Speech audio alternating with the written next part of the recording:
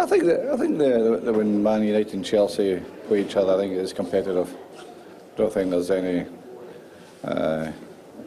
anyone slacking in their duties in the game. And Chelsea had a real goal in the last 10 minutes, showed their desire to try to get it back into the game. So, yeah, it was competitive, but a nice competitive game, nothing serious. 3 very different goals. Wayne Rooney was getting a bit of stick from the crowd, but that seemed to only inspire him more. Is that the sort of character he is? Well, I think all good players tend to get booed by the opposing fans nowadays. But it was a fantastic run, a great pass from Paul. But the making of the goal was superb. First time driven in, and Antonio really couldn't miss it. What would you say about Javier Fernandez's goal and what it'll do for him? Well, he'll not try it again. It was quite a peculiar goal, but he's always in the box. He's quick to get there. That's the important thing about the lad, and he's a really good finisher. What sort of character is he? He looks bright and bubbly. Yes, he is a bubbly little character. Speaks good English, which is a real advantage come to the club from Mexico. He's settled in with the players very well. He's a chippy little lad, yeah. And the third goal, is that exactly what you want to see more of from Dimitar Berbatov? Well, he's got great talent. There's one you cannot dispute the man's ability. He's a genius at times. He's fantastic array of talents, and he had a mixed season by his standards last season. But maybe it's got a better season now. How far are you off of being ready? Well, I don't know if Wayne and Michael and G are ready yet.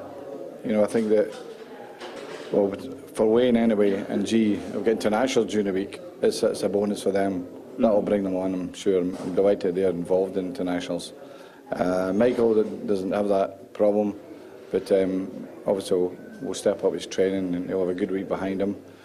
And then we'll also get a bit of a bonus in the sense of players are going away for internationals. We've got so many away that the game's on a Monday. We should get that extra 2 days to recover, which hopefully helps us.